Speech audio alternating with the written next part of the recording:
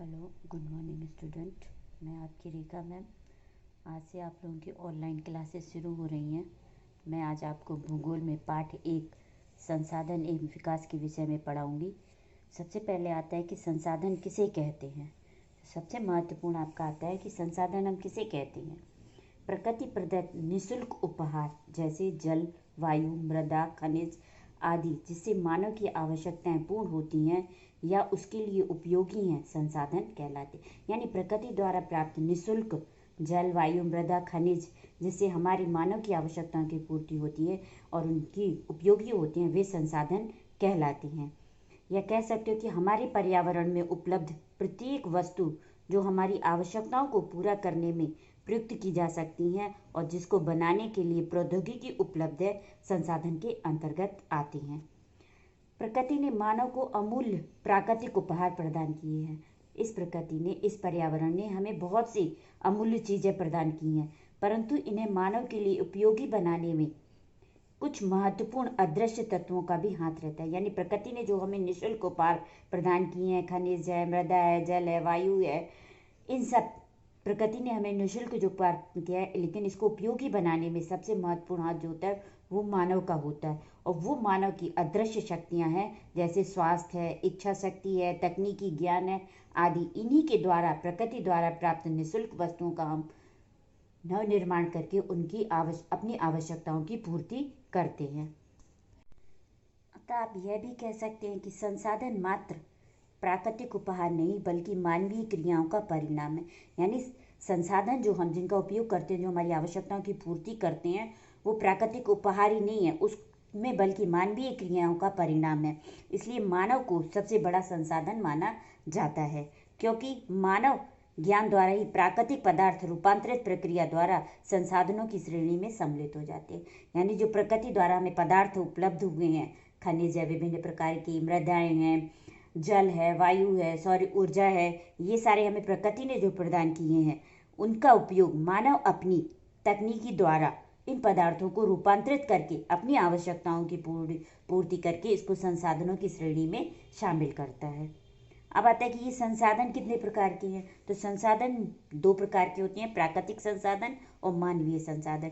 प्राकृतिक संसाधन जो हमें प्रकृति द्वारा निःशुल्क प्राप्त हुए हैं, जल, वायु, मृदा, खनिज, सौर ऊर्जा, जिसको बनाने में क्या है, व्यक्ति का हस्तक्षेप नहीं होता है। लेकिन ये बिना मानवीय क्रियाओं के बिना ऐसे ही पड़े, खनिज है, धरातल में निष्क्रिय पड़े रहेंगे अगर मानव अपनी क्रियाओं द्वारा, अपनी तकनीकी ज्ञान द्वारा इनका प्रयोग नहीं करता है। तो मानवीय क्रियाओं द्वारा इन संसाधनों का प्रयोग करके जिन वस्तुओं का निर्माण होता है वो कहलाई जाते हैं मानवीय संसाधन। अब आता है वर्गीकरण। संसाधनों का वर्गीकरण कई प्रकार से किया जाता है। सामान्य रूप से भी किया जाता है और विभिन्न आधारों पर भी किया जाता है, जिसमें आज हम आपको आधारों के आधार पर बताएंगे। जिसमें सबसे पहला आता है आपका उत्पत्ति के आधार पर। उत्पत्ति के आधार पर 2 भागों में बांटा जाता है, जैव संसाधन और अजैव संसाधन। जैव संसाधन वे संसाधन है जिनमें जीवन पाया जाता है। इसमें स्वयं मानव आता है, विभिन्न प्रकार की वनस्पतियाँ आती हैं, जीव जंतु हैं, कीड़े मकोड़े, वे सारे जैव संसाधन के अंतर्गत आते हैं। अजैव संसाधन जिनमें जान नहीं होती है, वे अजैव संसाधन कहलाए जाते हैं। विभिन्न प्रकार की धातुएं हैं, खनिज हैं, जल है, वायु है, ये सारे आपके अजैव संसाधन कहलाए जाते हैं। दूसरा आता है आपका समाप्तता के आधार पर। ये भी 2 प्रकार का होता है, नवीकरणीय और नवीनीकरण। नवीकरणीय संसाधन वे कहलाए जाते हैं जिनको भौतिक, रासायनिक और यांत्रिक प्रक्रियाओं द्वारा नवीकृत या पुनः निर्माण किया जा सकता है इनका, जैसे सौर ऊर्जा है, पवन ऊर्जा है। तो ये नवीकरणीय संसाधन में आते हैं, इनको हम पुनः बना सकते हैं। दूसरा आपका अनवीकरणीय संसाधन। इन संसाधनों का विकास एक लंबे भूवैज्ञानिक अंतराल में होता है, इसलिए इनका पुनः नवीकरण नहीं हो सकता है, क्योंकि इसको बनने में लाखों करोड़ों वर्ष लग जाते हैं।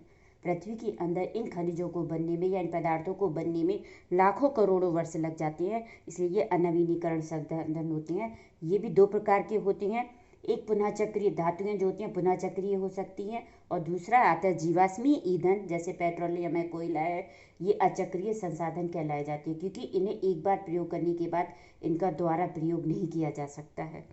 तीसरा आता है आपका स्वामित्व के आधार पर। ये भी 4 प्रकार का होता है। सबसे पहले आता है व्यक्तिगत। वे संसाधन जिन पर एक व्यक्ति विशेष का अधिकार होता है व्यक्तिगत संसाधन कहलाती है। जैसे आपकी ज़मीन है, मकान है, अन्य चीज़ें हैं जिन पर आपका व्यक्तिगत अधिकार है, वो आपका व्यक्तिगत अधिकार कहलाया जाता है, व्यक्तिगत संसाधन कहलाए जाती हैं। सामुदायिक संसाधन, एक समुदाय विशेष का हो, जैसे पार्क है, चारा भूमि है, ये ऐसी चीज़ें होती है जहाँ जिसका एक समुदाय विशेष पर अधिकार होता है, किसी व्यक्तिगत विशेष व्यक्ति का अधिकार नहीं होता है। एक समुदाय, एक गांव, एक विशेष का अधिकार होता है जिसके कारण इसे सामुदायिक संसाधन कहते हैं। स्कूल है आपका, चारागृह भूमि है, तालाब है, ये सारे आपके सामुदायिक संसाधन के अंतर्गत आती हैं। तीसरा आता है राष्ट्रीय। एक राष्ट्र देश के अंदर निकलने वाले पदार्थों संसाधनों पर एक राष्ट्र उस राष्ट्र विशेष का अधिकार होता है, इसलिए उसे राष्ट्रीय संसाधन कहते हैं। भारत के अंदर निकलने वाले जितने भी खनिज पदार्थ हैं उन पर भारत सरकार का अधिकार है, तो वो कहलाए जाते हैं राष्ट्रीय संसाधन। चौथा है आपका अंतर्राष्ट्रीय संसाधन। कुछ अंतर्राष्ट्रीय संस्थाएं संसाधनों को नियंत्रित करती हैं। जैसे कि हमारा भारत 3 ओर समुद्र से घिरा हुआ है, तो हम अपनी इस तट रेखा से 200 पानी के अंदर, समुद्र के अंदर 200 किलोमीटर की दूरी तक तो जो संसाधन निकाल सकते हैं हम, लेकिन 200 किलोमीटर के बाद हम समुद्र से कोई भी संसाधन या कोई भी पदार्थ नहीं निकाल सकते। अगर हमें उनमें से निकालना है तो एक अंतर्राष्ट्रीय संस्था विशेष होती है जिससे हमें परमिशन लेनी पड़ती है। तो तट रेखा से 200 किलोमीटर के दायरे में तो हम अपने देश के संसाधन निकाल सकते हैं, लेकिन 200 किलोमीटर के बाद के दायरे में अंतर्राष्ट्रीय विशेष संस्थाओं के अंतर्गत आ जाती हैं, जिन्हें कहते हैं अंतर्राष्ट्रीय संसाधन। चौथा आता है आपका विकास के आधार पर। इसमें आता है आपका संभाव्य संसाधन। ये वे संसाधन है जो किसी प्रदेश में विद्यमान होते हैं परंतु जिनका उपयोग नहीं किया गया है। उदाहरण के तौर पर आपके राजस्थान और गुजरात में सौर ऊर्जा, पवन ऊर्जा हम संभाव्य है, हम उसमें बहुत अधिक सौर ऊर्जा, पवन ऊर्जा को प्राप्त कर सकते हैं, लेकिन संसाधन ना होने के कारण हम वो उनका उपयोग नहीं कर पाते हैं। दूसरा इसमें आता है विकसित भंडार। ये वे संसाधन होते हैं जिनका सर्वेक्षण किया जा चुका है और जिनके उपयोग की गुणवत्ता और मात्रा निर्धारित की जा चुकी है और जिनका हम उपयोग करके देश का विकास कर रहे हैं। तीसरा आता है संचित कोष। ये संसाधन भी तकनीकी अभाव के कारण हम इनका उपयोग नहीं कर पाते हैं, परंतु इनका उपयोग हम भविष्य में कर सकते हैं। नदियों के जल को विद्युत पैदा करने के लिए प्रयोग किया जाता है, कई क्षेत्रों में किया जाता है, लेकिन कई क्षेत्रों में नदियाँ प्रवाहित होती हैं लेकिन हम उन पर बांध बनाकर उस विद्युत का प्रयोग नहीं कर पाते हैं। तो ये कहलाए जाते हैं संचित कोष, कि भारत में नदियाँ बहुत है लेकिन हम उनसे विद्युत उत्पन्न नहीं कर पाते हैं, लेकिन भविष्य में हम इनका उपयोग कर सकते हैं। ये कहलाए जाते हैं आपके संचित कोष। अब आता है संसाधनों का विकास, यानी हमारे पास संसाधन किसे कहते हैं, संसाधन के प्रकार और वर्गीकरण। अब आता है कि इन संसाधनों का विकास किस तरह किया जाए। संसाधन जिस प्रकार मनुष्य की जीवन यापन के लिए अति आवश्यक है, आज आधुनिक युग में ये संसाधन जो है मनुष्य की जीवन यापन के लिए अत्यंत आवश्यक हो गए हैं, उसी प्रकार जीवन की गुणवत्ता बनाए रखने के लिए भी महत्वपूर्ण है कि इन संसाधनों का उपयोग हम इस तरीके से करें कि ये हम तो इनका उपयोग कर रहे हैं, साथ में आने वाली पीढ़ी भी इसका उपयोग कर सके।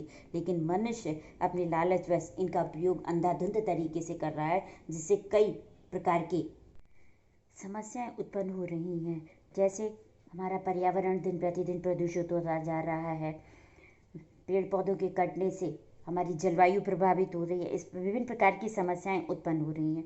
तो इनका हल है कि हम इन संसाधनों का प्रयोग सतत पोषणीय विकास के तरीके से करें, जिस तरह की आप बुक में दिया हुआ है सतत पोषणीय विकास। सतत पोषणीय आर्थिक विकास का अर्थ है कि विकास पर्यावरण को बिना नुकसान पहुंचाए हो, कि जो हम ये विकास कर रहे हैं वो पर्यावरण को बिना नुकसान पहुंचाए करें और वर्तमान का विकास की प्रक्रिया भविष्य की पीढ़ियों की आवश्यकता की अवहेलना न करें, कि हम वर्तमान में तो इनका प्रयोग करें ही लेकिन भविष्य की पीढ़ियों के लिए भी इनको बचा कर रखें, उनकी अवहेलना नहीं करें, यानी उनके लिए भी हम इन खनिजों को बचा कर रखें।